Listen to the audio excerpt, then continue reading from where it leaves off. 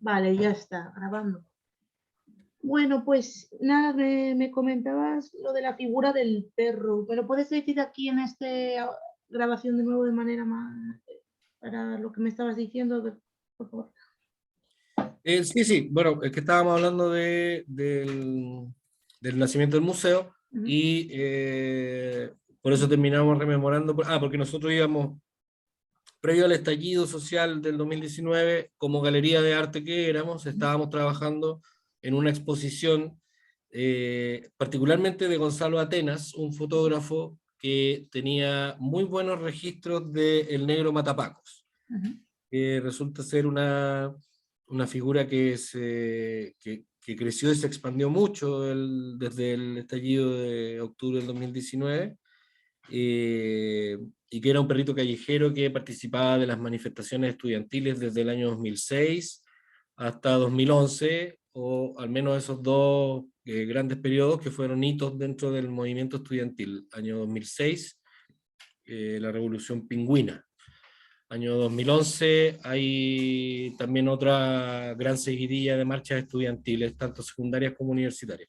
Y en ambas estuvo presente este perrito en particular que tenía una casa, ¿cierto?, donde llegar, una señora que lo cuidaba, que era su regalón, que era del barrio Brasil, si no me equivoco, Yungay, en Santiago, y eso está cerca de las universidades. En Santiago Centro, Estación Central, están concentradas muchas universidades y liceos emblemáticos.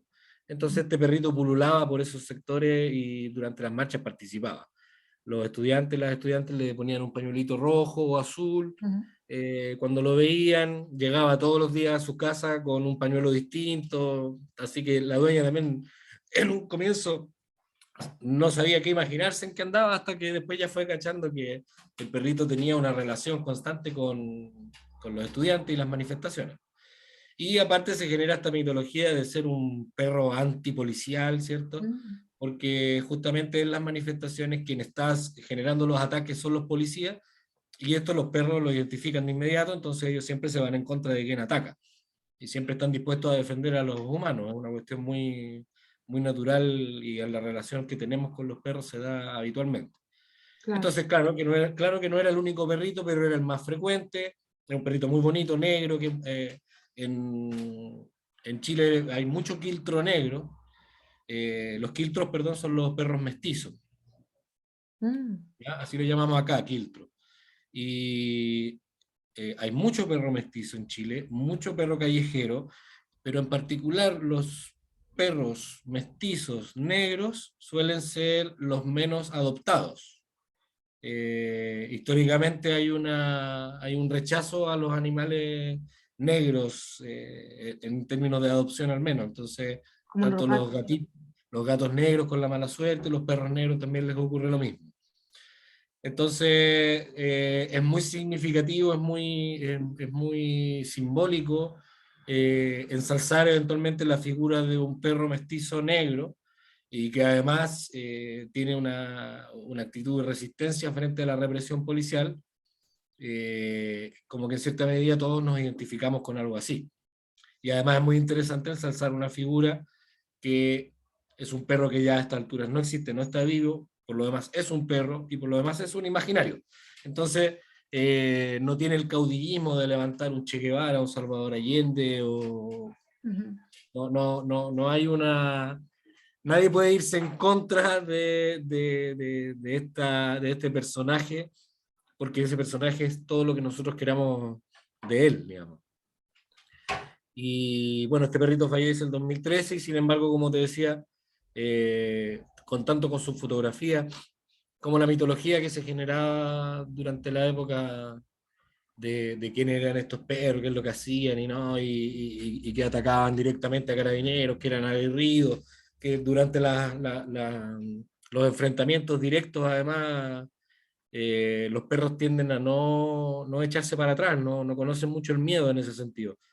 Entonces, eso también animaba muchas veces a la gente a mantenerse al frente, a resistirse. O sea, si el perro está ahí, porque nosotros no. Y para octubre de 2019, en términos gráficos sobre todo, se empieza a ensalzar la figura de nuevo. los chicos y chicas están saltando los torniquetes previo al 18 de octubre, están haciendo esta evasión, y una de las primeras figuras que aparece es de un perrito negro con pañuelo rojo saltando un torniquete del metro. Eso recorrió el mundo. Después había manifestaciones poco tiempo después en Nueva York, donde al parecer habían un policía, entiendo que le había disparado a un joven estudiante que había saltado un torniquete. Entonces ellos también generaron esta evasión y ocuparon la misma simbología, todavía sin saber mucho qué significaba. En el mundo se expandió un poco este perrito, y sin embargo sin entender todo lo que había detrás de él, se expandía y se entendía, digamos. Hay algo con que identificarse. El perro es universal en ese sentido. El hecho de que sea negro lo hace muy transversal a lo que queremos decir o pensar o identificarnos de él. Y el hecho de que, por supuesto, esté resistiendo o generando una acción de evasión, en este caso, se condice con muchas luchas. Entonces ha resultado súper interesante. Y desde ahí, como te decía, que nosotros estábamos trabajando esta exposición previo al estallido, cuando ya el estallido comienza y se empiezan a generar todo tipo de actividades, nosotros nos abocamos a dos cosas: a expandir un poco esta exposición, porque ahora había no solo las fotografías de Gonzalo Atenas, sino que se había expandido una cantidad de gráficas enorme. Había pintura, gráficas digitales y cómics, de todo. Entonces empezamos a invitar más artistas. Y además de eso, Marcelo, que es dentro de nuestro equipo, es el museólogo, y él es artista, es escultor, es pintor. Estaba ya trabajando en una escultura del Negro Matapaco, una escultura de 3 metros. Ostras, 3 Mientras, metros. ¿Mm? No, que ostras, 3 metros, eso es mucho. Sí, claro, mira, esto comienza el 18 de octubre y el 15 de noviembre nosotros esa escultura la sacamos a la calle. Va a encontrar también reportajes, imágenes de noticiario y todo, de cuando salimos con esta escultura. Y una cosa, en el tema, porque es que yo estoy centrándome sobre todo, como te decía, en el tema de estudiantes, en las manifestaciones, bueno, el tema de 2019, pero obviamente todo eso viene de un antecesor previo, que por lo que he estado leyendo fue en el 2001, que hubo el tema de los mochilazos, luego, como bien decías tú, lo de esto, ¿cómo se llamaba? Lo del... Súper bien, perdón súper bien, porque en general, Sí. incluso chilenos y chilenas que investigan este tema no van más allá del 2006. Ah. Y efectivamente el 2001 es súper importante, Sí, porque porque creo que está, bueno, la primera vez que resistió, o sea, así potentemente los estudiantes contra las fuerzas o del orden o algo así leí. claro, claro, o sea, a ver, hay que pensar que hoy en día llegamos a tener en octubre de 2019, noviembre, alcanzamos a tener marchas de 1,5 millones de personas. El año 2000 y 2001, el 2001 en particular, ocurrió la marcha más grande que había habido desde el retorno a la democracia, y esa marcha fue de 6.000 personas. Y eso es poquito, ¿no? Eso hoy día parece un absurdo, y sin embargo en ese momento era tremenda noticia, porque eran 6.000 estudiantes secundarios. Lo que ocurrió en el 2001, como ya debe haber averiguado, aparte de la resistencia respecto de la represión policial, era que era un levantamiento secundario que organizó además a colegios que estaban los liceos, habitualmente los que se movilizaban eran los liceos municipales, y en esta oportunidad se empezaron también a organizar liceos privados y particulares subvencionados, ¿cierto? Que son como las tres áreas que hay, que había como 100% privado, privado combinado con público y 100% público. Y estando Los un colegios Pinochet públicos. vivo, por cierto, estando ¿Ah? un Pinochet vivo. No, digo que estando un Pinochet vivo en el 2001, que él estaba vivo Estando todavía, todavía Pinochet vivo, claro, o sea, ya había vuelto de Londres. de Londres y todo. Estando estos tres estamentos, habitualmente los que se organizaban políticamente, los que tenían centros de alumnos, ¿cierto? O sea, organización interna en tanto estudiantes, eran solamente los liceos públicos. Y esto se expande en ese momento, se expande a liceos privados y semiprivados. y además de eso existía una organización histórica que estaba más bien dominada por las fuerzas políticas de los partidos tradicionales, el Partido Socialista, el Partido Comunista, la Democracia Cristiana, la Renovación Nacional, etcétera. Eran los partidos que se peleaban la instancia de las federaciones de estudiantes, que se llamaban en ese tiempo la Federación de Estudiantes Secundarios, FESE, y que fue, el 2001 fue reemplazada o el 2000 o el 2001, pero ahí en ese mismo contexto de movilización fue reemplazada por fin por la ACES, Sí. en la Asamblea Coordinadora de Estudiantes Secundarios. Ahí nace la ACES.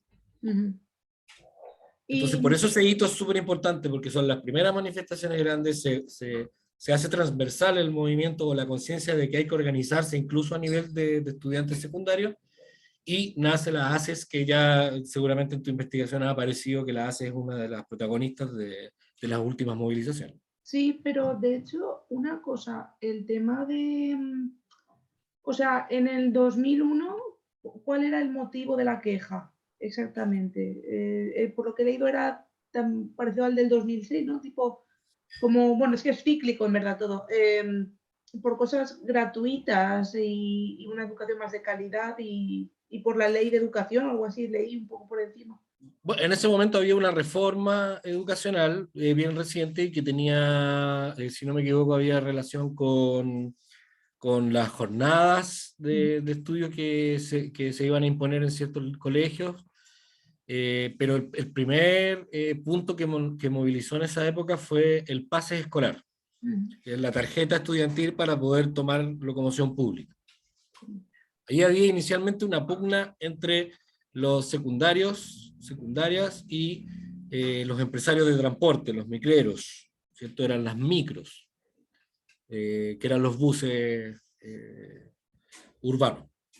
Y lo primero era que a los secundarios de esa época no nos dejaban subir a las micros, no nos dejaban pagar lo que correspondía, nos echaban abajo, había mucha violencia, estamos hablando de que con palos nos pegaban para que no nos subiéramos, Ah, tú porque era una participaste. época... Perdona, tú ¿Perdón? participaste. No, si tú participaste por lo que has dicho. Somos de esta generación, Pablo, Catina y yo. Ah. Nosotros somos de esa generación. En ese tiempo nosotros éramos secundarios. Cada uno tuvo tal o cual relevancia en la forma en que nos organizamos, nos movilizamos, pero todos vivimos esa época. Y luego, bueno, en el 2006 vuelve otra vez, pero y en el 2011, de hecho, conocí a un estudiante que participó en las acciones del 2011, que vino aquí a España a dar una charla sobre movimientos de izquierda. ¿No conoces a Noam Tintelman? ¿Perdón? Noam Tintelman. No lo conozco. Es amigo de Boric. Ya, no No, conozco a los era, amigos de Boris. pues era por eso, por saber si lo conocía, solo era eso. Y nada, y por lo que he estado hablando estos días con los estudiantes, que están entrevistando a algunos estudiantes, me han dicho que había mucha más violencia ahora que en las otras manifestaciones, por el tema de que no os escuchaban si ibais de buena. En plan, no haciendo... O sea, eso es lo que me refiero. ¿Tú crees que ha habido más violencia ahora que en las otras manifestaciones? Tú dices como respecto de los manifestantes Sí, a salir a manifestarse sí. violentamente. Sí, porque dicen que ha habido más violencia necesaria para que escucharan a las demandas, ya no solo de los estudiantes, sino de los colectivos en general, porque los estudiantes en un inicio, normalmente de estos años vemos que han llevado un discurso más individualista, ¿no? Por la ley de educación, cosas gratuitas, para la mejora del sistema educacional, pero como que en el 2019 ha sido algo más colectivo y ha habido a la vez más violencia eh, por, por parte de estos actores. ¿Tú qué piensas? A ver, si vamos comparando como los hitos como nombrábamos, 2001, 2006, 2011, la violencia la violencia desde los manifestantes va creciendo, pero también va creciendo la masa. Me va creciendo la masa. Sí, sí, sí. Va creciendo la masa. Entonces, no me atrevería a decir de que porcentualmente hay más violencia ahora que antes, porque la diferencia está en que, como te decía, la marcha más grande fue de 6.000 personas y hoy en día, o el 2006, una marcha ya tenía 100.000 personas. Entonces, si hablamos que el 1% salía con la clara convicción de ir a enfrentarse violentamente, o incluso salir a destruir íconos, fueran monumentos, o rayar algo, ¿cierto? Si eso representaba un porcentaje, probablemente siguió representando el mismo porcentaje. La violencia también de la policía fue variando. De partida, las armas que tenían en su momento eran distintas a las que hay hoy. Pero estamos hablando de que si ahora existe una luma, un palo de goma o de metal relativamente blando, ¿cierto? Antes era derechamente un palo de madera. Las lacrimógenas, todo era relativamente distinto, y más bien me parece que acorde a lo que estaba ocurriendo cada año. Entonces, por supuesto que ya desde octubre de 2019 lo que vemos es una escalada de la violencia. En algún punto se empieza a justificar en las y los manifestantes el hecho de que, ojo, efectivamente, como dices tú, hasta que no empieza a arder el metro, jamás hubo noción de escucharnos. Y de hecho lo primero que ocurre es que hay toque de queda y militares a la calle, y no hay un primer acercamiento a ver cómo resolvemos esto como sociedad. Pero en general ha sido, al menos sus orígenes, ha ocurrido todo más bien en una respuesta. Previo a 18 de octubre de 2019, previo a las evasiones masivas, ya había prácticas de evasiones antes como una práctica de protesta, que es pacífico. No podemos hablar de violencia en ese caso, hay una acción más bien. Previo a eso, Carabineros estaba instalado en los techos del liceo más emblemático de Chile, el más antiguo, el Instituto Nacional. El Instituto Nacional es incluso anterior a la Universidad de Chile. A partir de ese colegio nace la Universidad de Chile. Y en los techos de ese colegio estaba Carabineros, Fuerzas Especiales, apostado todos los días, y estamos hablando de agosto de 2019. También estaba sitiado el INBA, el Internado Nacional Barros Arana, que es el internado más antiguo de Chile, que fue, bueno, ahí tú puedes averiguar quién fue Barros Arana. ¿Cómo se escribe? ¿Barrobarana? Barros Arana. Ah, Barros. Ah, vale, Barros. Arana. Arana, sí, vale, Barros. Sí. Hay cualquier cosa, después me puedes escribir los que que no estés segura cómo se escriben, y yo te los voy mandando. Vale. Entonces, hay una violencia desde el Estado, desde el gobierno, desde las municipalidades, que empieza a peligrosamente jugar con esta relación de que a ver quién es más fuerte, digamos. Y en ese momento sí, como dices tú, quizás las movilizaciones todavía estaban más bien abocadas a que, por ejemplo, los estudiantes de liceos como el Instituto Nacional, el Las Tarrias, en la Aplicación, estaban peleando por que les arreglaran los baños, por poder tener un baño digno en el espacio donde se educaban, por tener salas dignas, y ya que después venga este asunto de subir los valores del metro y todo, es más bien una alerta que los estudiantes y los secundarios simplemente dicen, oye, si no somos solo nosotros, o sea, que nosotros estemos peleando en particular por tal o cual cosa, no es una forma de decir de que no hay más cosas por las cuales preocuparse. Y ya cuando se ocurre esta alza, ellos mismos salen al metro a decirle a la gente, oye, esto lo hacemos por ustedes finalmente, sino a nosotros como secundarios te están diciendo, podemos saltar el torniquete cuando sea, tenemos la energía, la posibilidad de hacerlo, además pagamos menos porque tenemos un pase escolar y todo. No es tema para ellos realmente, el metro no resultaba hacerlo, y sin embargo tomaron esa bandera claramente con una convicción de que ya basta, o sea, ya es hora de que nos visibilicemos y nos acompañemos todos. Y sí, ya llegaba al punto que los secundarios estaban quedándose solos. Otros años se había acoplado más los profesores, el gremio de profesores, se había acoplado más a ello también incluso muchos apoderados, y todo eso se estaba abandonando y los secundarios volvían a estar solos, volvían a estar solos. Entonces, cuando salieron a hacer esto tan llamativo, tan potente, donde la gente se empezó a identificar también porque lo veía directamente en su ida, en sus salidas diarias a trabajar, la gente también empezó a empatizar y a verlo. Y llegó el punto que cuando la violencia escaló contra los secundarios y las secundarias, vas a encontrar imágenes donde previo al 18 de octubre la policía estaba empujando a patadas por las escaleras a niñas y niños. Y eso lo estaba presenciando la gente que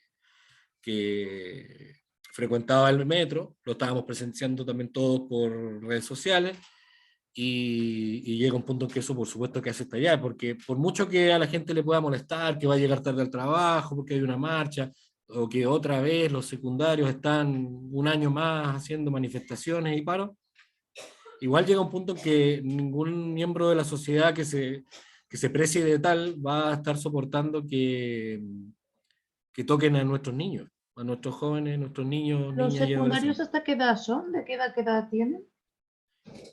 El secundario sería 18, 17, 16, 15, 14. De los 14 a De los los 14 a 18. los 18. Vale. ¿Y por qué crees que son más los secundarios que los universitarios los que participan en estas cosas? Yo creo que terminó siendo una necesidad, porque pasa que históricamente los universitarios tenían un nivel de organización política que terminaba significando que estaban en control de cualquier manifestación, o sea, ellos podían levantar un movimiento. Ujú. Eso sucedía en los 80 aún, sucedía en los 70 aún. Sin embargo, históricamente ya los secundarios de los 60 y los 70 estaban organizándose, tenían sus centros de alumnos, tenían sus federaciones y también iniciaban y organizaban grandes manifestaciones. Eh, yo creo que en algún momento el sector universitario empieza a abandonar esta responsabilidad. Mm. Empezó a dejar de ocurrir. No se puede deber a muchas cosas. Uno puede tener que ver con el nivel de oferta y agobio que puede también significar la universidad. También los partidos tradicionales, que ya eran lo que antes podríamos haber llamado partidos de izquierda, eran partidos de la centro izquierda o centro derecha, el mismo Partido Socialista, PPD, la Democracia Cristiana, y así como los partidos de derecha estaban también ocupando los espacios de federación y centros de estudiantes en las universidades muy fuertemente. Mm.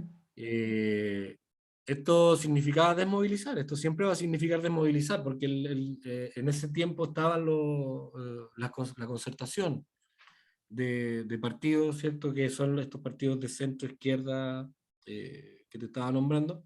Ellos estaban en gobierno, entonces los universitarios, donde habían logrado concentrar más fuertemente su dominio en tanto partido, ¿cierto? De poder ser líderes estaba tomado por el gobierno finalmente. Si está el PS en un centro de estudiantes, difícilmente ese centro de estudiantes va a ir muy en contra de lo que el gobierno esté proponiendo.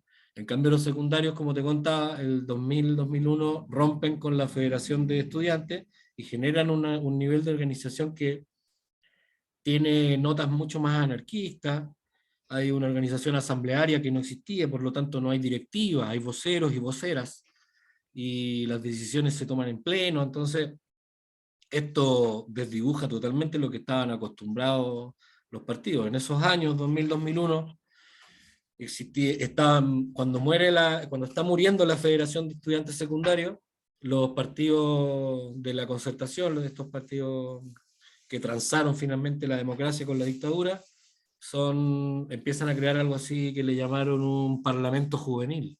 Mm. Ellos querían generar un espacio, o pretendían engañarnos con que iban a generar un espacio donde estudiantes secundarios y secundarias iban a tener una mesa en la cual sentarse y ser representantes de sus compañeros y compañeras, Entonces, secuestrar un poco los procesos de organización que los chicos y chicas tenían en sus liceos y en comunicación con otros, y llevarlo a la misma tónica que ellos manejan la representación en las cámaras de diputados o senadores, donde es entregar todo tu capacidad de poder hablar, y gritar y expresarte a una persona que dice que te representa, y sin embargo no hay ninguna relación directa para que ella te represente.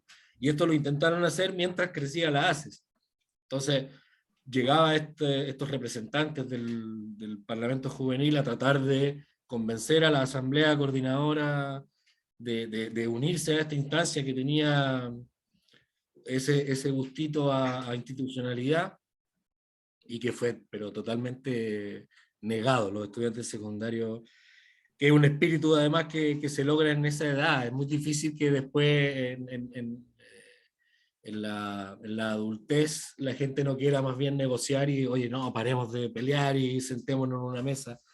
El secundario está dispuesto a pelear, le queda todo por delante. Entonces, eh, estas iniciativas de Parlamento Juvenil, murió, la Federación de Estudiantes murió, y lo que queda es la ACES, y lo que quedó para siempre es la ACES. Ese nivel de organización no lo lograron los universitarios. Los universitarios mantuvieron su federación, mantuvieron su Confech y todo, donde empiezan a aparecer después personajes como Gabriel Boric, Camila Vallejo, que nacen desde ahí, desde esas organizaciones institucionalizadas de estudiantes.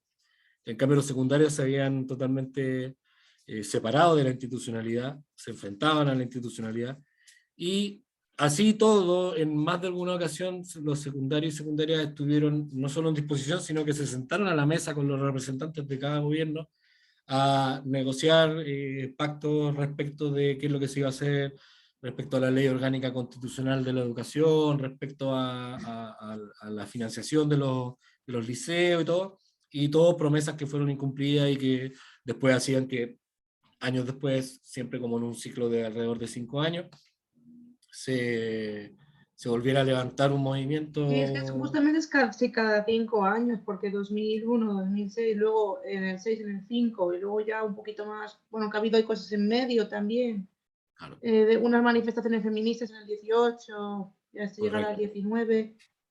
Y no, una cosa, y en el 2011, ahora que mencionas a Boric y a Camila Vallejo, ¿por qué crees que ellos fueron? Es que algunos me han dicho que estudiantes de los que entrevistaste fueron tomados como iconos revolucionarios, y eso también ha servido que la gente joven le vote ahora a Boric. Eh, ¿Tú cómo crees que han forjado esa imagen de estudiante a político, gente joven con poca experiencia relativa en el mundo de la política, más que los partidos tradicionales? Y el Mira, yo Frente Amplio, por cierto, el Frente Amplio también es una organización de estudiantes también en un principio, ¿no? ¿O me entiendo mal? A ver, mira, yo no tengo, yo particularmente, por supuesto que estás hablando conmigo y no como con el museo en general, pero yo particularmente no tengo gran problema con el tema de la experiencia, porque en la organización secundaria y en la organización universitaria efectivamente se puede adquirir tanto o más experiencia que la que tienen algunos de los diputados, o senadores o alcaldes que llevan tanto tiempo y que son más bien muchos de ellos producto de un lobby comunicacional. Ujú.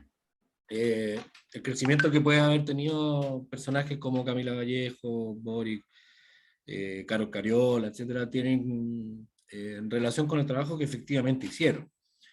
En su momento, ellos como voceros de la Confech se empiezan producto de la institucionalidad, a confundir con líderes, cuando no realmente quien es vocero es un líder. Lo mismo ocurrió ahora con la ACES, quien era su vocero era Víctor Chanfró, y resulta que cualquier cosa que ocurriera era poco menos responsabilidad de Víctor Chanfró, porque Víctor Chanfró era el líder de los estudiantes. Y eso no ocurría así en los secundarios, y probablemente en el 2011 ya había un aprendizaje al respecto, al menos desde el mundo de las universidades y los secundarios, pero desde la institucionalidad, ellos son los voceros, empecemos a traerlos para acá, y en esa atracción y negociación que empieza a ocurrir, donde además Camila Vallejo era militante del Partido Comunista, los negocios al respecto se empiezan a dar a un nivel que ya no tiene nada que ver con el movimiento y tiene que ver con la institucionalidad. son los partidos negociando entre partidos. La, la conformación de un frente amplio de partidos, claro que tiene este gustillo a que son gente joven, estudiantes y todo, pero está también secuestrada por una institucionalidad clásica. Lo que ellos generaron fue una nueva concertación, digamos, lo que la concertación no quiso hacer, lo hicieron ellos con nuevas voces y partidos, pero todos provienen de los mismos partidos tradicionales y con las mismas prácticas, y se vuelven a organizar con las mismas prácticas. Van generando cambios que probablemente los partidos tradicionales no les permitirían, y por tanto, en ese sentido son más modernos, eso no podemos negarlo. El Frente Amplio es un partido es un conglomerado más moderno, cada uno de estos representantes son personas más modernas en política, pero no son radicales, no hacen la gran diferencia en el fondo, en el día a día de la gente, pero están ya con un lenguaje y con unas formas que son, por supuesto, mucho más acorde a la época. Son los nuevos. ¿Y has visto mejoras desde el 2001 hasta el 19 en plan significativas para favorecer a los estudiantes? ¿Y qué carencias ves tú en el sistema educacional? ¿O crees que existen? Yo creo que estamos en la misma situación. No, hubo instancias que nosotros no teníamos cuando entramos a la universidad, que por ejemplo, que existiera gratuidad en algunos casos. Nosotros no teníamos la opción de entrar a estudiar gratis. Entonces era a través de becas y créditos y todo. Ahora Es un existen negocio la educación, ¿tú crees? Sigue siéndolo, sigue siéndolo. Hay actualmente, como te decía, instancias donde el Estado está financiando gratuidad para algunos estudiantes que postulan para ello, que deben tener buena asistencia y notas para mantenerla, etcétera. Así bien condicionada, pero existe la opción de gratuidad. Y eso sería la gran panacea de todo lo que ha ocurrido en torno a la educación en Chile desde el nacimiento de la ACES. O sea, los problemas son los mismos. Los chicos hoy de los liceos emblemáticos están peleando por lo mismo que se peleaba antes. O sea, arreglen los baños, las salas. Ellos tienen las mismas salas que teníamos nosotros.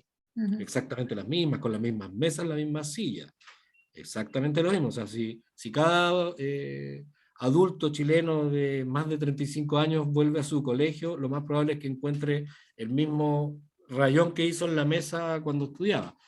Y eso es súper violento, y los secundarios lo siguen viviendo y lo van a seguir viviendo, porque eso es una cuestión estructural, ¿cachai? Y los colegios fueron municipalizados en los 80, y desde ya del 2001 estábamos peleando por la desmunicipalización de los liceos, que no fueran las municipalidades las que estuvieran a cargo, sino el Estado. Porque si está la municipalidad y la municipalidad es pobre, o la municipalidad tiene prioridades distintas, o la municipalidad está a cargo de un fascista que no quiere nada con un liceo emblemático donde justamente son personas movilizadas y organizadas, ahí van a ir quedando abandonados. Entonces es demasiada la dependencia política y no hay una responsabilidad del Estado con la educación. Eso sigue ocurriendo. Pero así como te cuento eso, o sea, el 2000 y el 2001 también decíamos asamblea constituyente. Y aquí estamos todavía sin asamblea constituyente. Entonces, Al menos la, ahora en septiembre votáis, ¿no? Como se vota por un el plebiscito de borrador de la salida. nueva constitución, que fue hecha a través de una convención con 150 y algo representantes de distintos sectores, con la misma estructura que un congreso. ¿Hay estudiantes dentro, no? ¿O gente que haya participado en movimientos estudiantiles? Seguro que sí, o sea, por la edad sí, pero como personajes no es particularmente lo que haya. Nadie puede decir como que y ahora están aquí los secundarios representados. No, no lo están. Y todo el mundo cree que puede representarlos también. Pero no lo están. Y te insisto, o sea, sigue siendo la estructura de representación indirecta, donde ellos quedan ahí y ahora ellos hacen lo que quieren y negocian entre ellos. No hubo plebiscitos intermedios donde pudiéramos decidir los grandes temas. no hubo grandes consultas, fue todo muy a la chilena, o sea, una democracia bien secuestrada por la institucionalidad, y aquí estamos, o sea, y de nuevo la mejor opción no deja de ser votar a prueba por esta nueva constitución, pero en la misma condición de la votación de Gabriel Boric, porque es Gabriel Boric o José Antonio Cast, o sea, las diferencias son enormes y hay uno que representa absolutamente todo lo que no queremos y el otro no nos gusta, pero es lo que hay. Y aquí pasa lo mismo con la nueva constitución y viene pasando lo mismo Entonces, Boric desde... sería no nos gusta, pero es lo que hay, por así decirlo. Boric es un mal menor, Boric ocurre como mal menor, en su momento Bachelet 2 ocurre como mal menor porque Bachelet 1 la gente estaba muy feliz de tenerla, digamos. Pero ya la segunda de Bachelet fue más bien Sí, vi que Chile mal dejó de menor. crecer económicamente, que se estancó bastante, hubieron bastantes problemas en ese gobierno antes del regreso de Piñera. Y que quería, me dijo gente que quería poner como medidas más, digámoslo así, más de izquierda, más notorias, y que por miedo la gente votó a Piñera. Me comentaron eso. Pero ¿cuál Piñera?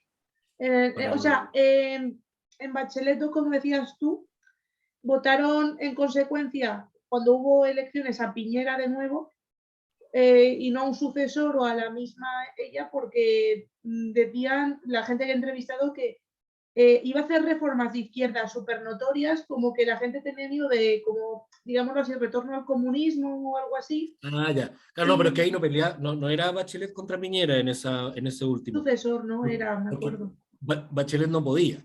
Mm, Bachelet sale una vez, luego no puede tirarse a un consecutivo, claro. no puede ser reelecta inmediatamente.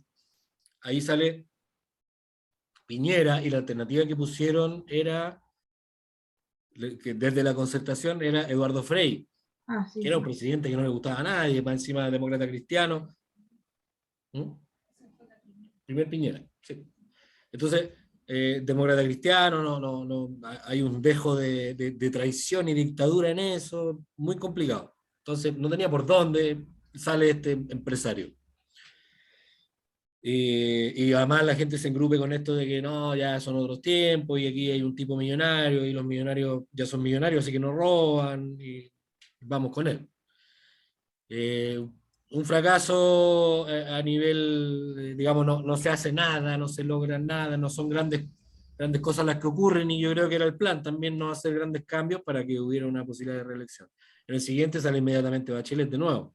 No hay ningún problema en que salga Bachelet. Bachelet probablemente cada vez que se tire va a salir presidenta. Ella, incluso después de haber tenido malos réditos en el segundo gobierno, sigue siendo uno de los personajes más queridos y respetados en la política chilena. Nos guste o no, es una cuestión que ocurre, simplemente hay un tradicionalismo ahí, hay una mujer de más, la primera mujer bien potente que llega a ser presidente. ¿Y Después, qué como te crees? digo, ella no puede. ¿Mm? No, decía que, por ejemplo, Piñera, ¿qué crees que hizo mal durante el estallido social? ¿Qué crees que hizo él mal? Aparte de lo del toque de queda, lo de que su ministro dijera levantaros temprano para que os salga barato el ir en tren. O sea, es que Piñera, bueno, previo al estallido, Piñera fue Piñera y su gobierno fue su gobierno. La clase política chilena se comportó como se comporta la clase política Uh -huh, chilena. No hubo nada en especial uh que -huh. hicieran, nada distinto a lo que venían haciendo siempre, tanto ellos, la derecha, como la concertación. Nada que resalte respecto a la historia de los últimos 30 años en Chile. No se trataba de eso, se trata de que en algún momento iba a reventar y reventó. Que luego del estallido, eh, Piñera básicamente hace lo que puede hacer, que fue esconderse y quedarse gobernando entre las sombras y ya no gobernaba él.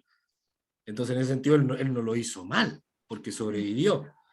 Lo que se hizo mal fue que la clase política no fuera capaz de sacarlo, que era lo que había que hacer. O sea, en un levantamiento de ese tipo, el presidente o se va por las buenas o se va en helicóptero, o si no, la gente lo va a ir a sacar. Pero Chile es muy especial en eso y ahí quedó como la figura del gobierno, pero como te digo, sin gobernar. Pero no es que por culpa de Piñera haya ocurrido el estallido. Piñera es uno más de la clase política que alimentó esta rabia acumulada, Ya por que no son 30 pesos, son 30 años. ¿Para ti qué son esos 30 años? Tú que eres ya un hombre adulto, el tema que has vivido la época del estudiante, parte de la transición, serías un niño, supongo, claro, pero te acordarás, para ti qué son esos 30 años que se han vivido. o sea, al menos yo, y me parece que generacionalmente ocurrió, nosotros lo que vivimos tuvo más bien que ver con esta incomodidad de qué hacemos acá con una constitución de dictadura. Ujú, Cuando nosotros éramos chicos todavía existían los presos políticos de la dictadura. ujú, ¿Qué hacemos además viviendo sin encontrar y que nadie está buscando a los detenidos desaparecidos? Eh, Imagínate que nosotros vimos llegar al Senado a Pinochet. mm. Tenía su sillón de vitalicio ahí, teníamos senadores vitalicios, y todo eso, aunque cosméticamente se van resolviendo algunas cosas, es casi un chiste que todavía vivimos en transición. O sea, 30 años de transición es un absurdo. Nunca Mm. hubo voluntad real. En algún momento Bachelet misma comenzó a generar un proceso de nueva constitución, lo empezó a hacer un mes antes de terminar su gobierno. A última Entonces, hora. son estas pachotadas que nos juegan y nos tratan de jugar, de que no, ahora sí, todo va a cambiar, todo va a ser distinto. Y nosotros tuvimos que vivir y criarnos en eso, y todo en una estructura además que por supuesto, es muy distinta a la que le tocó vivir a las generaciones anteriores, y vivimos con un nivel de capitalismo tan absurdo y asqueroso que somos toda una generación en la cual es imposible tener casa, es imposible sobrevivir un mes sin sueldo. O sea, tú te quedas sin trabajo y es hambre de inmediato, y es salir de tu casa. Entonces, es lo que conocemos, sabemos que existen alternativas, vivimos en un mundo globalizado donde además la información está a nuestra disposición. Somos hijos de los ejecutados, de los desaparecidos, de los presos políticos de la dictadura, y vemos que no existe la justicia, que no existe la reparación, Ujú. que no existe la salud mental. O sea, eso es lo que conocemos y reconocemos, y claro, y probablemente muchos de nosotros venimos estallando varias veces durante nuestras vidas en distintas fórmulas, a veces en movilización, y a veces también la gente estalla en su hogar, la gente estalla con las drogas, la gente estalla de distintas maneras. Que el estallido haya sido generalizado fue lo más sano, fue en algún punto un alivio para muchos de nosotros también, de no encontrarnos, sentirnos tan solos, o de reencontrarnos con gente, o encontrarnos de que estábamos todos igual de enfermos, y que parece que la enfermedad no era nuestra, Eso. venía de arriba, venía de todos lados, ¿cierto? Entonces eso, eh, creo que la gracia es que los secundarios de hoy nacieron en este sistema, lo encuentran absurdo, lo ven y no lo entienden, y es muy ridículo que nosotros sigamos protegiéndolo, que eso es más o menos lo que cada uno de nosotros aprendió: a ser un buen ciudadano, a comportarse. La democracia hay que protegerla. O sea, venimos saliendo de una dictadura, entonces hay que proteger la democracia, hay que tener cuidado, no podemos tampoco llegar y levantarnos. De, Mucho miedo, mucho miedo, mucho miedo, y eso se empieza a acabar, y eso es también lo interesante del estallido. Ya bueno, de hecho, vi un cartel que me gustó mucho que era Gracias Generación Sin Miedo o Gracias Valiente Juventud o algo así. Gracias, valiente juventud, Sí, sí. eso, me gustó mucho. Sí, pero luego creo que vi otro de Generación Sin Miedo o algo así, pero el de Gracias Valiente Juventud, ese me gustó, que lo ponía creo que un señor. Sí, eh, bueno, él es un caballero que está habitualmente movilizado, va a encontrar ese o más textos en sus cartelitos, sale él y su señora muchas veces. Hay hartos viejitos que fueron una tremenda demostración de apoyo también a las movilizaciones, porque se entendió y la gente empezó a entender en ese momento que la lucha era de todos y que en algún punto, claro, había quienes iban a poder hacerla todos los días con mucha energía, salir a pelear, y había otros que iban a tener que salir a agradecer, y no es mucho más lo que se les pide. A los Claro. viejitos salgan, toquen su cacerola, eso es todo lo que necesitamos. No necesitamos que salgan a pelear, a saltar el torniquete, a ponerse en riesgo no es necesario. Cada uno Necesitamos, aporta su granito de arena, por así. exacto, las trincheras son variadas y los artistas salieron a hacer arte y los escaladores escalaron el obelisco y pusieron un cartel y los, qué sé yo, los que se dedicaban a la iluminación generaron juegos de luces enormes, proyecciones en los edificios más grandes del centro. Los jardineros hicieron un jardín de la resistencia. Todo el mundo hizo su parte, y todos los profesionales y todos los oficios, todo el mundo se movió en virtud de que efectivamente esta es una pelea de todos. Nadie aquí, ninguno de nosotros somos todos obreros, no importa que ya no es la misma estructura de la clase obrera tradicional del libro, ¿cierto? El obrero hoy en día trabaja detrás de un computador también, eh, y eso la gente lo hizo notar en las calles. O sea, somos todos lo mismo. Y efectivamente en pandemia eso se desnudó aún más. Un mes sin sueldo y todos somos pobres. No existe esa clase que la gente va alimentando a través de la tarjeta de crédito y del mes a mes. Apenas te quedas sin trabajo, ya no eres quien. Entonces, eso la gente lo vio, lo notó y, como decías tú, lo agradeció. Y lo otro que era muy interesante de- de- del efecto que tuvo en cada uno era también otro rayado que a lo mejor puedes encontrar por ahí, que decía, bien grande, decía: no era depresión, No, era capitalismo. voy a copiarlo. Aunque luego veré esta grabación, pero así voy buscando. Vale. Y una cosa, bueno, Boric ha sido votado como consecuencia de lo que pasó en 2019, pero bueno, como dices tú, es un mal menor en comparación a lo que representa Kass, que es esa figura del continuismo de la clase conservadora, de los valores tradicionales. Incluso algunos le califican como machista, etcétera. Y quería saber, Boric como mal menor, bueno, siendo el presidente más votado de la historia de Chile, por lo que he leído, eh, Correcto. su popularidad en 90 días, que apenas lleva de gobierno, ha caído un 12%. Eh, ¿Tú por qué crees que ha pasado esto? ¿Se ha perdido esa ilusión por el cambio? O... Boric no representó nunca una ilusión por el cambio. Eso es lo que te digo. Él es un mal menor.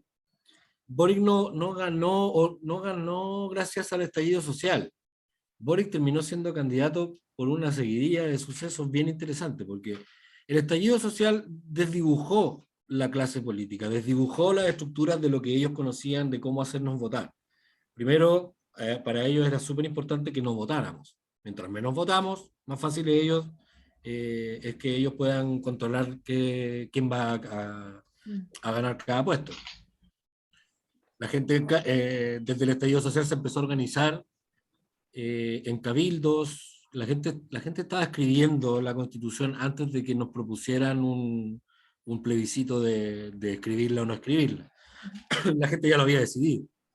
Entonces la gente estaba organizada, se desdibujó la clase política, no eran bienvenidos en los cabildos los partidos. Muy pocas veces se les permitió acercarse a los partidos tradicionales. Y en este desdibujar, la clase política no tuvo nada más que hacer que juntarse y decir, bueno, ¿cómo nos salvamos de esta? Y generaron un pacto donde Boric firmó a espalda de su partido y de su coalición, sin la autorización de sus votantes. Se había decidido votar que no, y él fue y votó como persona, no votó como representante. Y firmó este acuerdo por la paz, donde se acordaba Es muy absurdo, porque ninguno de ellos estaba en las calles, ninguno de ellos estaba movilizado. Ellos no eran los líderes, ni voceros, ni representantes de toda la gente que estaba caceroleando, peleando en la primera línea, saltando el torniquete. Ellos no representaban y aún no representan a nadie, ¿cierto? Más que a sus partidos, sus votantes. Pero la gente movilizada no la representa. Y sin embargo, ellos fueron a negociar entre ellos como la paz, como si ellos estuvieran en guerra y ellos pudieran decidir la paz. En ese absurdo, ellos se juntan y se supone que poco menos que después de esa firma se tiene que acabar todo. Y ese mismo día salimos con el perro matapaco gigante, las manifestaciones eran enormes, y el gobierno y ellos celebraban como que la gente está celebrando que poco menos que nos pusimos de acuerdo. Nadie les estaba pidiendo a ellos que se pusieran de acuerdo, lo que les estábamos exigiendo es que nos hicieran caso. Esto, el soberano, el pueblo soberano había decidido que íbamos a refundar el país. Pero secuestraron el proceso. Secuestraron el proceso con ese pacto, entre ellos estaba Gabriel Boric. Por eso, pocos días después del pacto, Gabriel Boric sale a la calle y la gente lo atacó. No era bienvenido en la Plaza de la Dignidad, no era bienvenido en las manifestaciones. ¿Ya? Él era no solo ya un representante de la institucionalidad, sino ya era aquel que pactó a espaldas de todo. De hecho, Después, perdona, no, era porque ahora que has dicho eso, como curiosidad, hablando con algunos estudiantes, me han dicho que Gabriel Boric es un amarillo, que en español, en España es un veleta, o sea, alguien que se un deja, tibio. sí, un tibio, un velet, o sea, un amarillo, y me lo han destacado así como amarillo y tú ahora me has dicho eso y de hecho, ¿crees que él ha perdido ese espíritu que tenía de cambio o va a favorecer a los estudiantes? ¿O no? No conocemos ningún espíritu de cambio de Gabriel Boric. Mm. Gabriel Boric era un vocero de un movimiento mucho más grande y en algún momento pacta como persona y ya no como movimiento y empieza a generar su carrera política. Eso es todo. Así lo hizo él y lo hicieron muchos. Y Camila Vallejo y Giorgio Jackson y esta gente, ¿ves algún espíritu también de Son cambio? básicamente la misma escuela, Giorgio Jackson y Gabriel Boric. Camila Vallejo tiene la particularidad de pertenecer además a un partido que es muy disciplinado, entonces ella efectivamente no va a hacer nada que esté fuera de las directrices de ese partido. Así que no hay mucho que hacer ahí. Mientras conozcamos al Partido Comunista, si nos gusta, Camila Vallejo va a hacer lo que nos gusta. Si no nos gusta, Camila Vallejo va a hacer algo que no nos gusta. Claro. Los pactos los hacen ellos, se generan a ese nivel, generaron este pacto, como te decía, después, más adelante, empezaron además a intentar meternos leyes que criminalizaran aún más la protesta social, donde Gabriel Boric y Giorgio Jackson votaron a favor de meternos presos por más años ¿En serio? por hacer una barricada. ¿Por qué? Dijeron que no, que se habían equivocado, que fue una confusión, pero eso es lo que votaron. Sí. Y esta misma gente en esa seguidilla, donde la gente sigue organizada, donde después viene un 8M el 2020, pero enorme, hermoso, las chicas, pero se tomaron todo Santiago de una manera impresionante. ¿Son las de las Y, tesis? ¿Son las de las tesis? ¿Esas que vi, la de El violador eres tú? o sea, la tesis es una performance que fue masiva y nacional y luego internacional, que se repitió en muchos lugares y fue muy masiva, muy impactante. Pero el 8M en tanto manifestación convocó a más de 1 millón de mujeres en todo el centro de Santiago y bueno, y ni hablar de todos los centros de las distintas ciudades.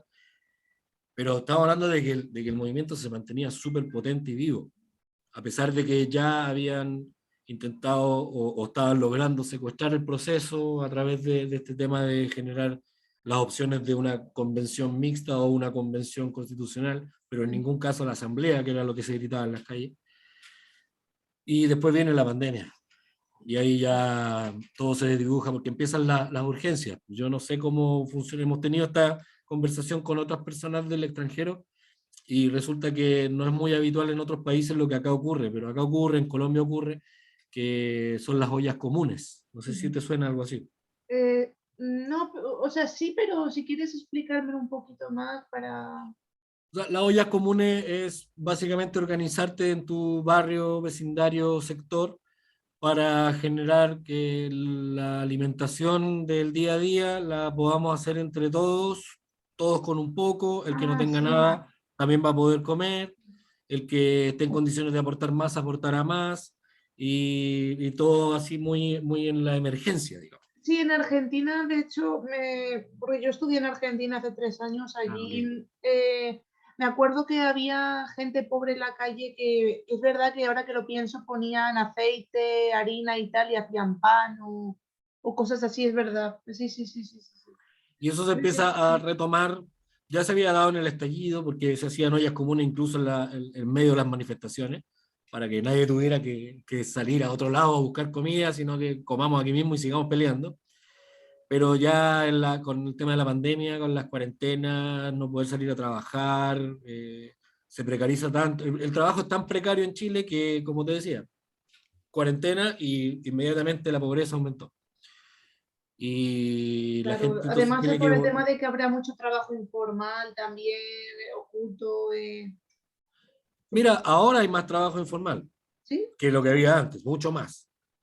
Lo que había antes y lo que sigue habiendo es precarización del trabajo, donde efectivamente la gente la echaron inmediatamente cuando empezó la pandemia. Los despidieron, y listo, y se acabó, y nada que hacer, y los empleadores además también abandonados por el Estado, donde tampoco ellos podían decir, mira, vamos a ver qué es lo que el Estado dice, y según eso a lo mejor podemos mantenerte trabajando, pero no, todo se trató de ver quién lograba ahorrar mejor, y las empresas, y sobre todo las grandes empresas, tuvieron mayores ventajas que la gente, y la gente tuvo que inmediatamente volcarse a la organización territorial, comunitaria, y empezar a hacer ollas comunes que aún así eran reprimidas por carabineros. Aún así la policía llegaba a reprimir las ollas comunes. ¿Por qué crees por qué hacían eso? Si no. Porque la policía chilena está, tan como institución, como ideología, es una policía que está, ya no tan solo para proteger los intereses de los grandes poderes económicos y políticos, sino también ya absolutamente entrenada para ir en contra de su propia clase, porque el policía es de nuestra clase, no es de la clase de ellos, pero él no reconoce otra cosa que no sea, si a alguien hay que reprimir, es a alguien que es de su propia clase. Y eso lo reconocen inmediatamente. Y una olla común es una cuestión de clase, sí o sí. Pero además es organización. Y la organización es un enemigo para el Estado, para estos gobiernos, incluso el actual, y por supuesto para carabineros, que lo único que hace es reconocer enemigos. Entonces, los carabineros, los pacos, ¿cierto? Fueron capaces por mucho tiempo de ir a reprimir. Las municipalidades fueron capaces de ir a clausurar ollas comunes durante esta pandemia. Municipalidades que son, perdona. Las municipalidades, los municipios, los gobiernos, Ayuntamientos. no, ayuntamientos, los Ah, vale, ayuntamientos. vale, vale. No, era por saber si lo habían comprendido bien. Y por cierto, ahora que mencionas a los carabineros, tal, ellos usaron mucho también la violencia tal en las manifestaciones del 2019, tal. Y hablando con los estudiantes que he estado hablando algunos estos días, eh, me han dicho que debería reformarse o incluso quitarse la institución y hacer una nueva porque está ya muy desprestigiada por el tema de que históricamente se viene portando de una manera antidemocrática en muchas ocasiones con la gente de a pie, como bien me estabas diciendo tú ahora. ¿Tú piensas que esa institución debería ser cambiada o reformada? Sí, por supuesto que sí. Es una institución militar, por tanto ellos se mueven y trabajan en contra de enemigos y no trabajan en virtud de proteger a su población, ¿cierto? Creo que Y en eso es lo España que... equivalen a la Guardia Civil. Creo que son la Guardia Civil aquí. ¿Perdón? No, que creo que en España equivalen a la Guardia Civil. No No sé estoy si. seguro cómo sería el paralelo, ¿eh? Porque aquí existen dos policías, carabineros y la policía de investigaciones. Policía de Mm, investigaciones son básicamente los detectives, ¿ya? Su ujú. trabajo no es por naturaleza, no es un trabajo de seguridad, vigilancia, ¿cierto? De estar cuidando la zona, el sector, ni de cuidar a la gente en su integridad cuando hay algún acto masivo, no. Ellos son detectives, ellos hacen un trabajo profesional distinto. Y por el otro lado está Carabineros, que están a cargo, sí, de la seguridad pública, del orden. Te voy a decir como la Pero, Guardia Civil. pero como institución, ellos son una institución militar. Su estructura es militar, su formación es militar, y por tanto ellos cuando se supone que debieran estar protegiendo, por ejemplo, una manifestación, que para eso debieran estar, para proteger una manifestación, que se puede estar tomando la calle o no, eso no tiene ninguna importancia. Incluso con la constitución de Pinochet se puede uno bajar a la calle y manifestarse. Pero eso jamás se ha respetado y Carabineros como una institución militar lo que ve ahí es un enemigo.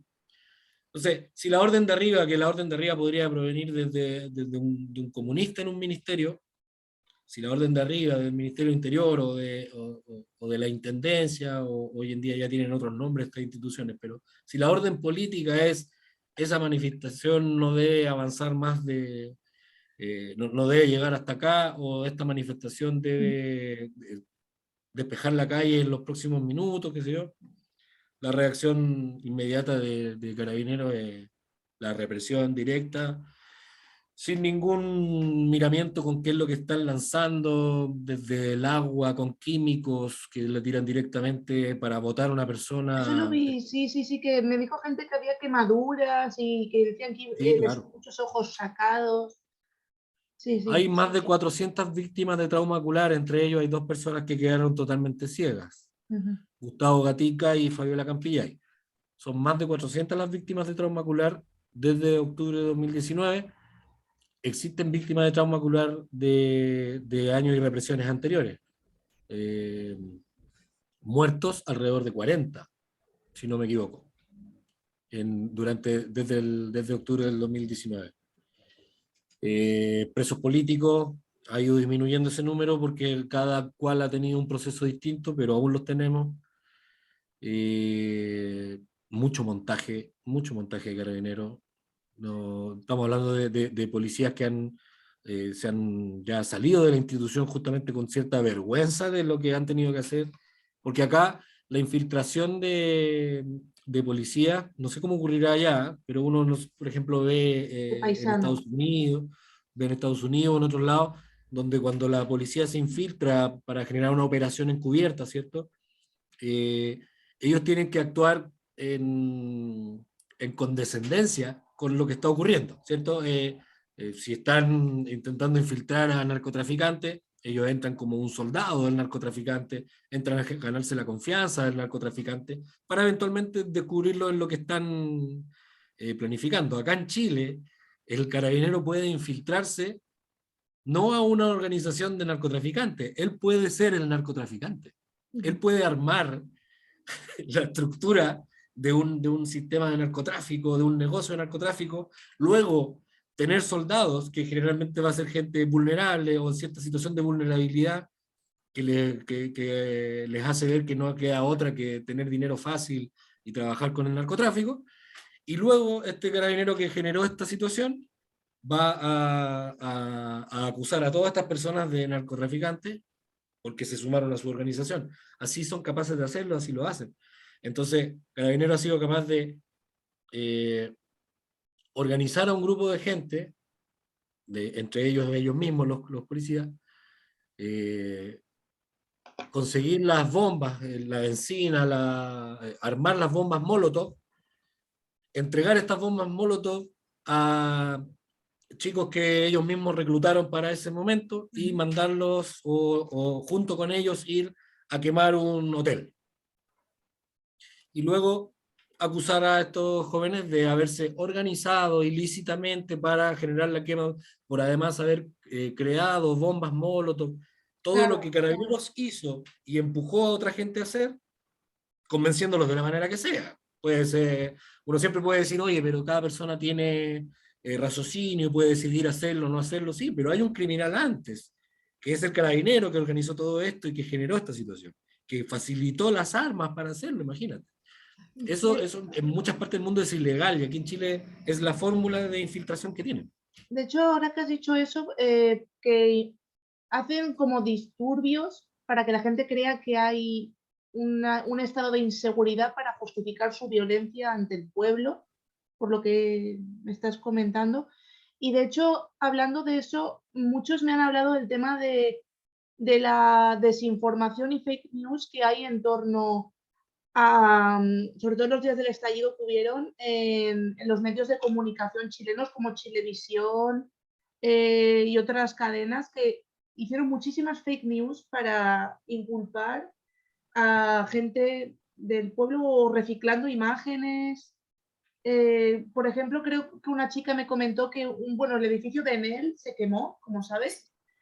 Pues ellos pusieron unos planos que en verdad solo se quemó una parte muy pequeña, que no... Y Una pusieron como escalera, unos... ¿El qué, perdona? una escalera se quemó. Una escalera, eso. Y pusieron como unos planos para que pareciera que se había quemado entero el edificio.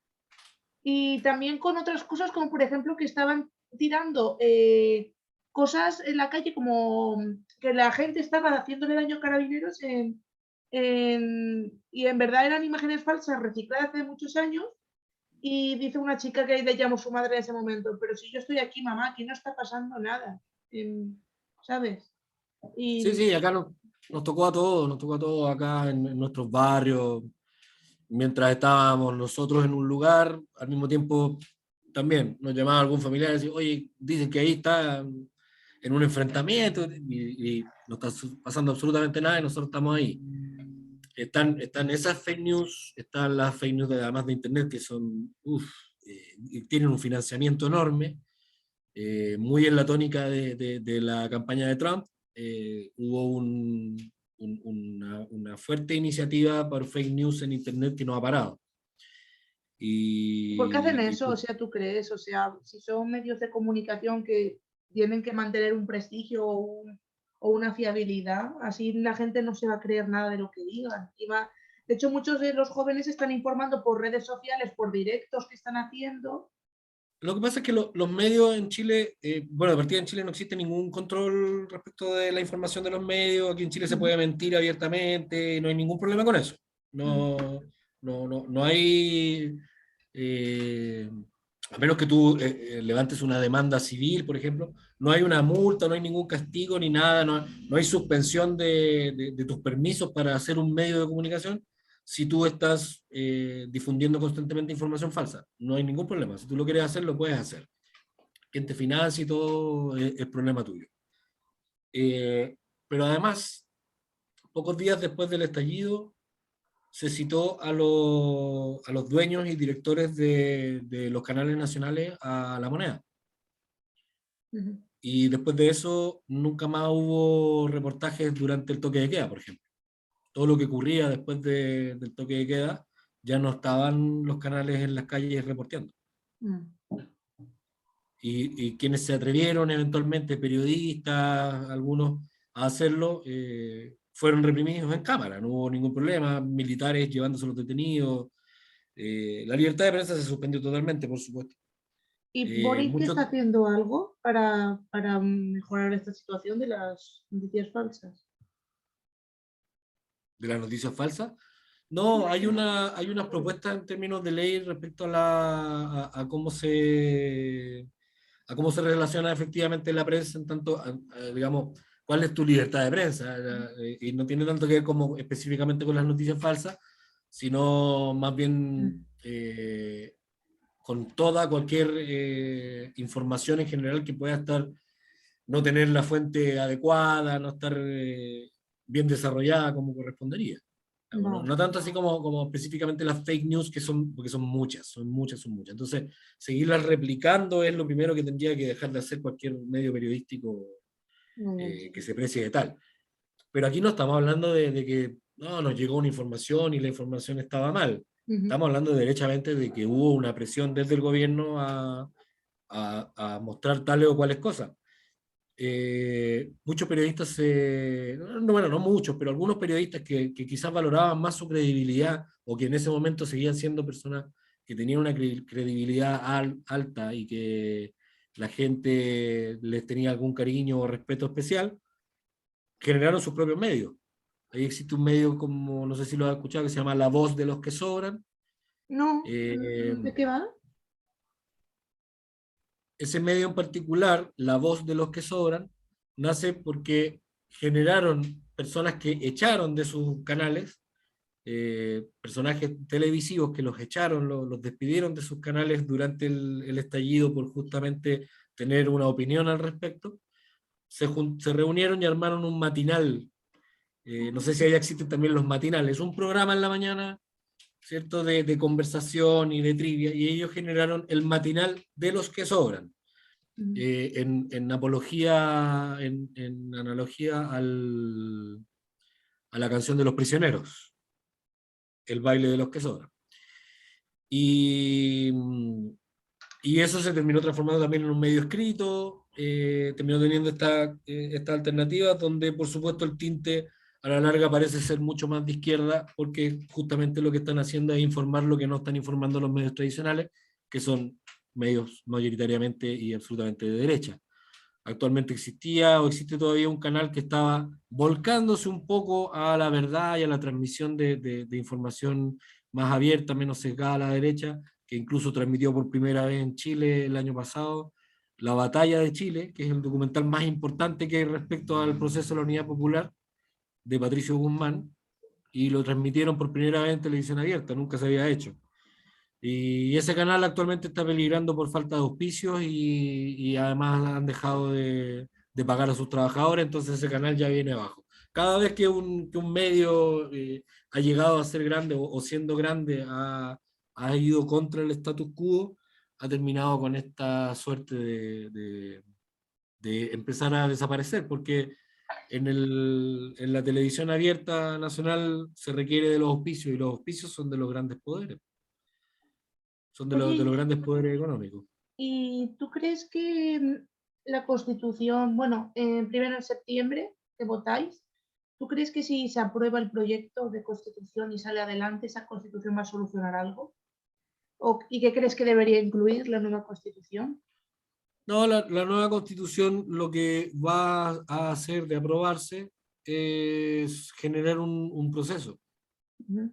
es un nuevo proceso, no es sabemos que no es un magia, entonces sabiendo eso, lo que se viene es un proceso. Por mi parte, yo espero que ese proceso nos lleve a la Asamblea Constituyente. Por otro lado, es ir afinando las leyes que correspondan para ir ejerciendo esta nueva constitución que por supuesto requiere financiamiento, requiere cambiar muchas cosas, pero estamos hablando de que implantar cualquier constitución nueva requiere años, si no décadas en algunos casos. En el caso del sistema judicial, por ejemplo, es muy complicado hacerlo muy rápido. Claro, ni Boric mismo podrá llegar a ver si ha tenido resultado en su No, mandato. no, por supuesto que no. Pero los avances se van a ir viendo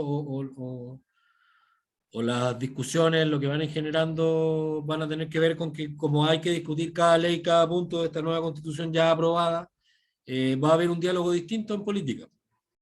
Eso puede ser bueno o malo, puede ser bueno o malo. La verdad es que es un proceso que, no, que parte al revés, que se genera de nuevo desde los representantes y por tanto en un buen grupo de la población eso a la larga puede generar de nuevo una especie de estallido o levantamiento popular. ¿Tú crees que Lo habrá mismo un que estallido pronto? O sea, un estallido, ¿crees que habrá otro de nuevo? eventualmente lo habrá, por supuesto. ¿Pero como el de 2019? ¿O Lo que pasa es que yo creo que si llegan a profundizarse muchas cosas que terminen generando un levantamiento popular en consecuencia, si llega a ser así mayoritario y algo como lo que acaba de ocurrir, lo más probable es que va a ser efectivamente mucho más violento y quizás más organizado. Y eso, insisto, puede ser bueno o malo, va a depender de la mirada, va a depender de dónde estemos parados, de dónde esté cada quien, pero Chile se contiene, el ciudadano chileno, la masa chilena se contiene mucho. mm, Y esa contención, a pesar de que hubo un estallido, todavía no está completamente liberada. sí? Entonces sí, siempre está condicionado. Digamos que desde la vuelta a la democracia, que no hay quien no te diga que en cualquier momento este país va a reventar. Siempre estuvo a punto de reventar. Y tuvo pequeñas explosiones, pequeños estallidos. Ha habido grandes hitos al respecto también, ¿cachai? Y está además la resistencia mapuche que se ha mantenido constante. O sea, hay una revuelta constante que no ha decaído desde los 80 y que ha tenido momentos y momentos, digamos. De hecho, yo hace 3 años, como te comenté, estudiaba en Argentina y yo estaba ahí cuando pasó lo del estallido. Tenía amigos chilenos allí y estaban súper preocupados por lo que iba pasando y claro, me decían eso, es que esto nunca se ha visto, se han visto, pero no de manera tan grande y claro, de hecho la mayoría de esos estudiantes que estaban conmigo en la universidad eran chilenos que se habían ido porque no podían costearse en Chile. Sería más barato estudiar en Argentina porque no pagas más que las tasas y vivir ahí, que es mucho más barato por el tema de inflación. Claro. Y les salía mucho más barato estar allí ¿no? Y estaban muy preocupados y tal. Y yo me acuerdo de cuando veía en la televisión estas cosas y mi madre me llamó preocupada diciéndome, a ver si se va a pasar eso a Argentina, que ella no sabía de cómo iba eso. Y a ver si aquí, y me decía, vete ya para casa, no sé qué. Y no, como anécdota contarte eso. Claro, no, Mm. no estaba contando con la cordillera, tú. Sí, es verdad, los Andes. Claro. Y, Pero sí, sí, bueno, había habido mm, pocas semanas antes un levantamiento en Ecuador, si y no me en equivoco. Bolivia y en Colombia, es que fue la primavera Y Colombia y latinoamericana. Bolivia fueron justo después del nuestro. Sí, es Hubo que de hecho un, la constitución solo se cuestionó en Chile, no se cuestionó ni en Ecuador, ni en Bolivia, ni en Colombia. Mm, No se cuestionó solo en en Chile. Perú sí, en Perú me parece que sí. En Perú o sea, se cuestionó la constitución también.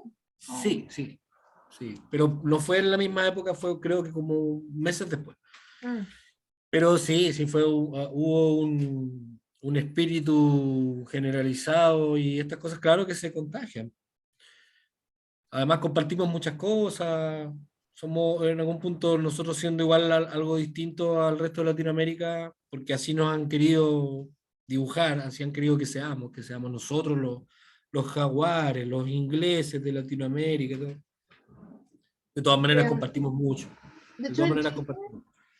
se puso muchas expectativas porque, como decía Piñera, era el oasis en el desierto y como que la gente se preguntó por qué en Chile, si Chile es el país que mejor va, de qué se queja, todo el mundo pregunta, pero ahora que estoy hablando con la gente, pues ves la otra cara de Chile, ¿no? Porque está la cara internacional, la buena cara de las encuestas y de lo bonito, pero no ven lo malo que hay detrás. De hecho, si fuera tan el oasis en el desierto como dicen Chile, sería ya un país desarrollado y no en vías de desarrollo como Exacto.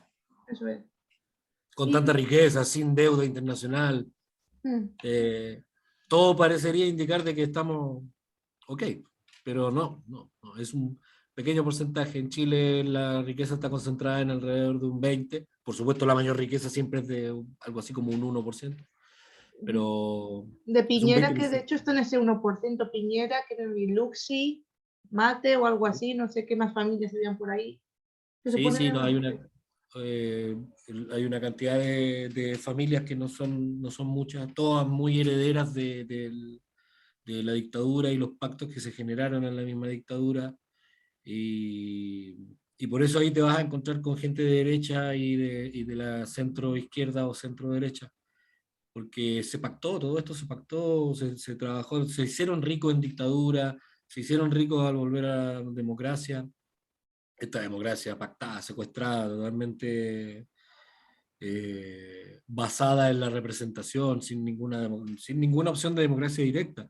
El hito más democrático que hemos tenido se ha dado gracias al estallido social y así todo no es suficiente, o sea, no es la democracia que necesitamos, que queremos. La gente está ávida de participar, de decidir, pero no así de decidir por esta opción y esta opción que ellos decidieron que era, ¿cachai?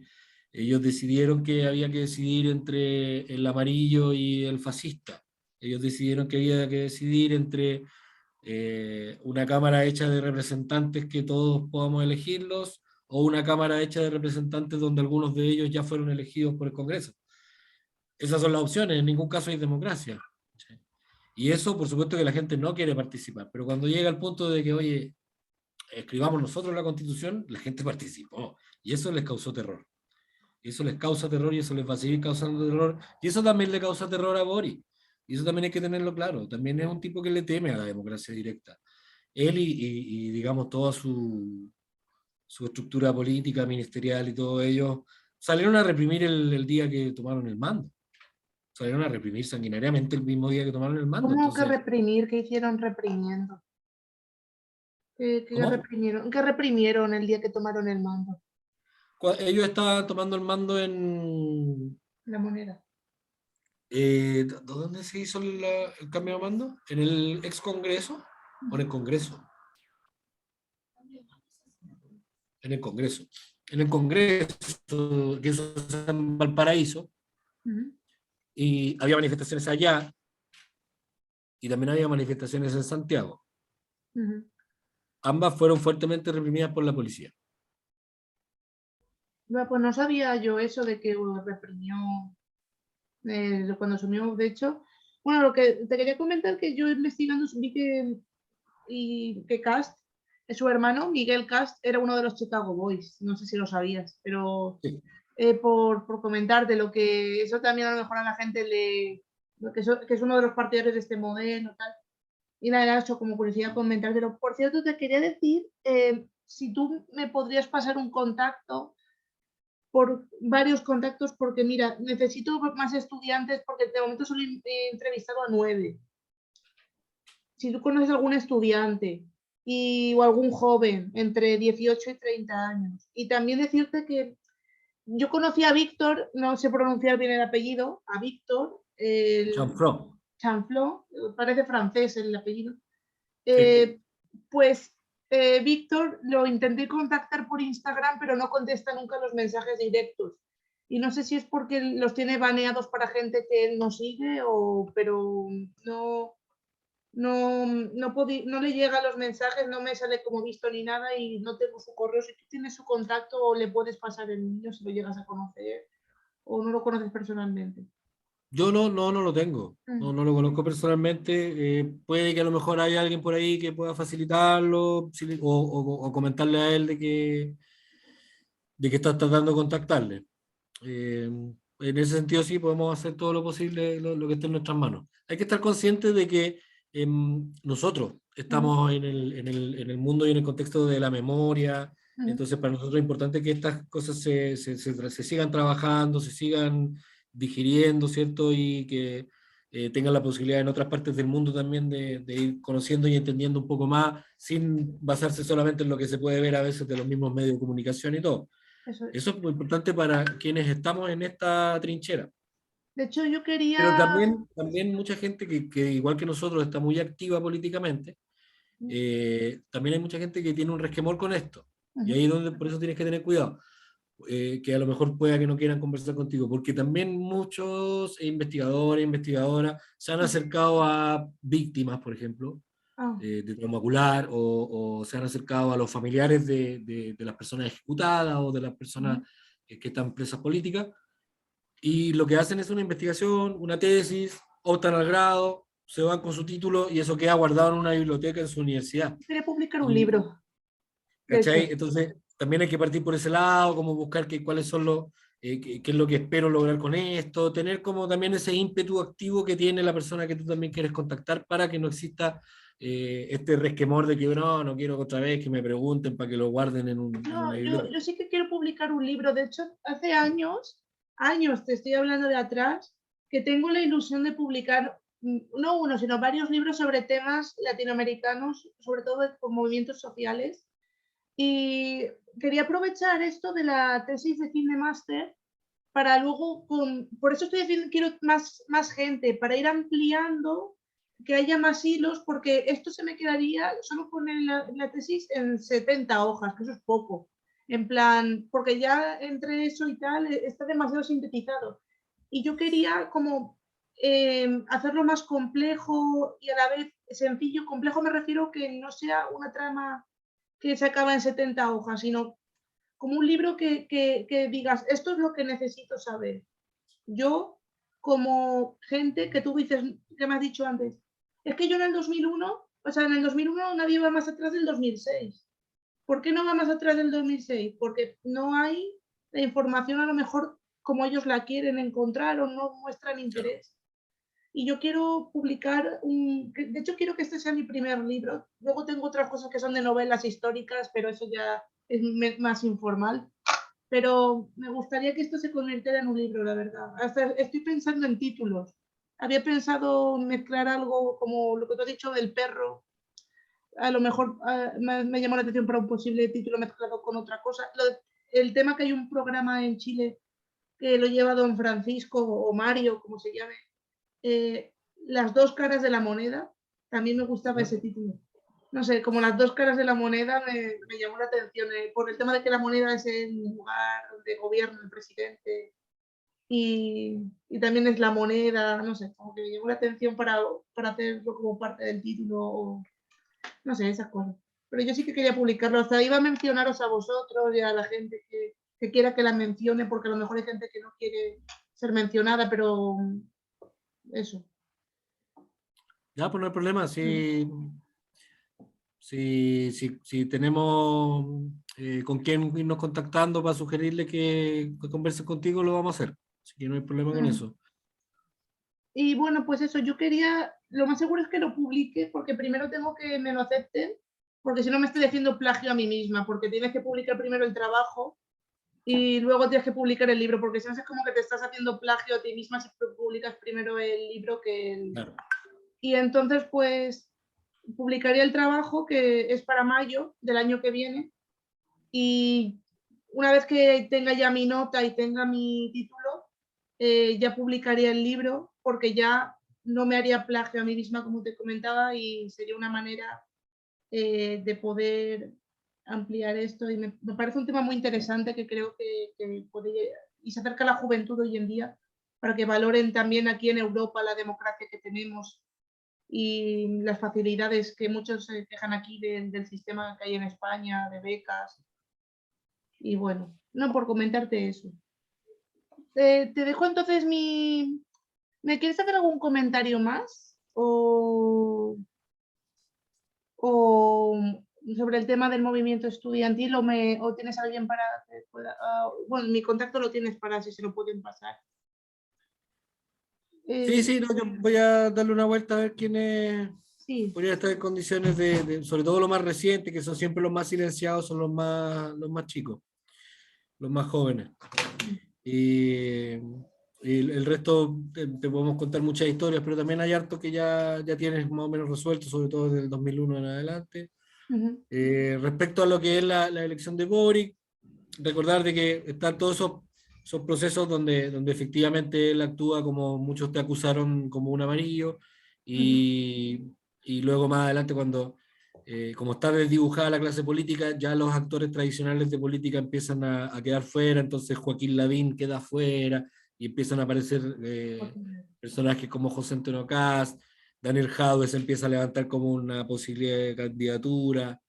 La misma derecha votó por Boric en las primarias entre Daniel Jadwe y Gabriel Boric. La misma derecha fue a votar por Boric porque dijeron, si ponemos a Boric, le ganamos, porque este tipo ni siquiera terminó su carrera, entonces es muy fácil ganarle. Y luego, más adelante ya cuando Boric es candidato, primera vuelta y todo, sucede y se dan los votos como iban a darse, no hay ninguna novedad, pero para la segunda vuelta la gente actúa en virtud no de la esperanza, no de los sueños, no de lo lindo que va a ser Chile gracias a este presidente joven, sino con el temor claro de que aquí hay un fascista que ha sido capaz de pactar la vida de personas y no tiene ningún tapujo en eso, que propone perseguir a opositores políticos. El terror de la comunidad LGBTIQ+, también está presente porque estamos hablando de un mini Bolsonaro que quiere, mini Trump. Es todo un personaje, José Antonio Cast, en ese sentido, que genera mucho repudio. Todavía es uno de los peor calificados por la gente. Pero tiene sus votantes, porque sus votantes de derecha son sagrados y son la misma cantidad de votos que fue capaz de sacar Piñera y todo. Son 3.700.000 personas. Esos son los votos de la derecha. Si la gente no va a votar, la derecha gana. Es así de simple en Chile. ¿Y cómo? Entonces, en este caso, la gente no solo fue a votar, sino que además fue gente que no votaba. Gente que no iba a ir a votar nunca, que no tenía ningún interés en ir a votar, fue a votar con tal de que no saliera José Antonio Cast. Y eso fue gracias a la campaña que hicieron los mismos movimientos sociales, donde salieron a llamar a votar contra el fascismo. Ven a votar antifascista, vota antifascista. No por Boric, no por el PC, ningún interés en que fueran ellos o no. Sal a votar antifascista. Y eso fue 1.200.000 votos que no existían. Claro. Y eso lo lograron los movimientos sociales. Y una cosa, ¿cómo crees que va a acabar el mandato de Boric entonces? A mí me hubiera gustado que terminara este año o el próximo en virtud de que hay una nueva constitución. ¿El mandato de Boric? ¿Que acabara ya? Yo esperaba que eso es que esa fuera su opción. De decir, bueno, y ahora que hay nueva constitución, vamos a llamar a elecciones. Sería lo más adecuado. Claro. Lo más democrático, ¿cierto? Que es un gobierno de transición, de una pequeña transición. Pero no se lo está permitiendo el mismo sistema, entonces tampoco es algo que vaya a ocurrir. Así que de terminar, yo creo que va a tener que saber jugársela en virtud de cómo proteger este proceso que se viene, de empezar a instaurar una nueva constitución, de empezar a instaurar nuevas leyes, y que todo ocurra donde él no salga trasquilado, porque él tiene que apostar por una carrera política.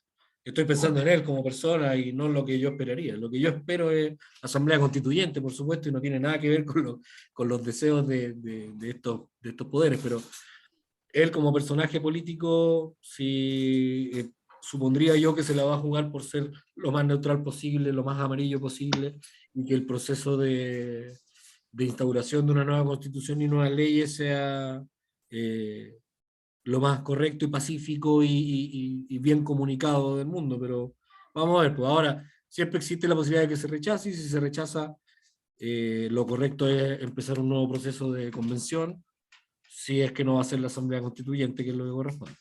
Por cierto, ¿él viene de familia normal o su familia está bien posicionada allí? Tienen buena posición económica. Ah, vale, vale. Es por saber si él es, bueno, una gente de a pie como tú y como yo, por saber si, y a pesar de eso, él ha sido revolucionario, porque si está bien posicionado, pues a él, más o menos, a su familia le conviene el sistema que hay, ¿no? Pero él no ha hecho ni propuesto nada que vaya en contra del modelo. Ah, vale. Vale, La vale. nueva constitución tampoco hace ningún cambio del modelo. Solo se moderniza, como te decía. Todo esto tiene que como ser más moderno. Al final son los nuevos viejos de mierda, digamos. Ellos van a ser los viejos que después no van a querer los cambios, pero sus grandes revoluciones tienen que ver con un poco en el lenguaje, en la forma, pero el modelo es el mismo. Es exactamente lo mismo. No cambia nada. El modelo económico en Chile no cambia. Tanto bombo que hacían bueno, aquí en la prensa internacional, que yo me acuerdo que iban a elegir a Boric o decían, ay, Boric llega al comunismo a Chile, últimos bastiones, Uruguay, Costa Rica, en América Latina, todos los gobiernos de izquierda, como que lo ponían como algo que iba a cambiarlo todo o demasiado revolucionario, y por lo que me han estado diciendo la gente es demasiado templado, o sea, Claro, amarillo. así es la política en Chile, no tenemos personajes políticos en posiciones de poder que tengan alguna posibilidad de generar algún cambio radical. Porque el tema está en las posibilidades en Chile, no solo también en lo que pueda pensar. El tipo, por naturaleza, no es un tipo radicalmente revolucionario. Como te digo, son gente moderna, son jóvenes progresistas, modernos. Pero su visión de izquierda no tiene que ver con instaurar el marxismo. Su visión de izquierda tiene que ver con que no son de derecha, básicamente, todo es buena onda, y que todo se dé en paz, y que todos seamos libres. Es algo más hippie, neo-hippie, muy postmoderno, pero en el mismo modelo. Y muy cuico, no sé cómo se dice, muy cheto en Argentina. Pijo. Pijo, muy pijo. Pijo. En Y España, eso pijo. es, eso es todo. y están ahí y han llegado a donde están justamente gracias a eso, si no, no estarían ahí. Vale, vale, vale. Si no, el sistema mismo no te lo permite, la estructura no te lo permite. Y de hecho, ni siquiera han sido las pocas cosas que prometieron hacer a la brevedad, digamos, su discurso cambió totalmente. Ellos hablaban de Walmapu antes de salir electos, ahora hablan de Macrozona Sur. Oye, y una cosa, bueno, y en sí ya hemos hablado de lo que más me interesaba, pero era esto ya es por curiosidad mía. ¿Podríais hacer como en Instagram, que a mí estas cosas me gustan hacer directos así hablando, en plan, para que, bueno, vi que tenéis poco gente viendo, o sea, ayer es que sí que vi un directo y había solo 10 personas mirando, pero a lo mejor si hacéis algo como mini programas o responde pregunta público en plan cómo subirlo a una publicación o un tema interesante que le pueda interesar a la gente para que se pregunte, estaría guay, no sé, para llamar la atención del público. Lo digo para, no sé, Sí, sí, por supuesto. Mira, sí, y en ideas de difusión, sobre todo, no, no nos quedamos. Hay muchas ganas y muchas iniciativas de hacer cosas. Efectivamente, ya trabajamos, en este momento se trabaja directamente con la Radio Plaza de Dignidad y parte de nuestra equipa, o sea, la equipa, más bien las mujeres de nuestro equipo, se están organizadas ya en un programa con la Radio Plaza de la Dignidad. Y seguramente van a seguir surgiendo iniciativas como esta y otras. Que no lo hagamos también responde un poco a que debes comprender que nuestro espacio, lo que nosotros hemos logrado construir, se ha hecho desde la autogestión, somos pocas personas y nosotros no vivimos de esto porque esto no nos paga, esto claro. solamente nosotros financiamos el proyecto en la medida que podamos desde nuestro bolsillo y desde lo que la gente puede aportar al comprar o al aportar directamente con nosotros, pero Yo pensaba que el gobierno os ayudaba en algo, no os da ninguna subvención ni nada. Aquí este tipo de organizaciones suelen tener, aunque sea una pequeña ayuda mensual para que se puedan se mantener. puede optar a eso, pero nosotros no partimos así y no era nuestra finalidad. Nosotros podemos llegar a eso en algún momento, no tiene que ver con el gobierno, tiene que ver efectivamente con una estructura estatal, no con el gobierno. Entonces no depende de que seamos amigos de ellos para que la cosa ocurra. Para que Existe seáis más financiamiento. autónomos también, más autónomos y Es importante la autonomía para nosotros y desde ahí que hay cosas que no vamos a transar en términos de financiamiento, pero hay fondos de mejoramiento para los museos, hay distintas fórmulas en las cuales podemos ir accediendo también a financiamiento para lo que necesitamos, pero el proyecto funciona y comienza desde las voluntades. claro. Entonces, en este momento, claro, no estamos en condiciones de hacer muchas de las cosas que nos gustaría hacer, pero se va a ir dando, se va a ir dando con el tiempo. También que Esto lleváis es un poco proyecto. tiempo. También que lleváis poco tiempo. Sí, no, y es un proyecto que le queda mucho por hacer, por difundir, por viajar.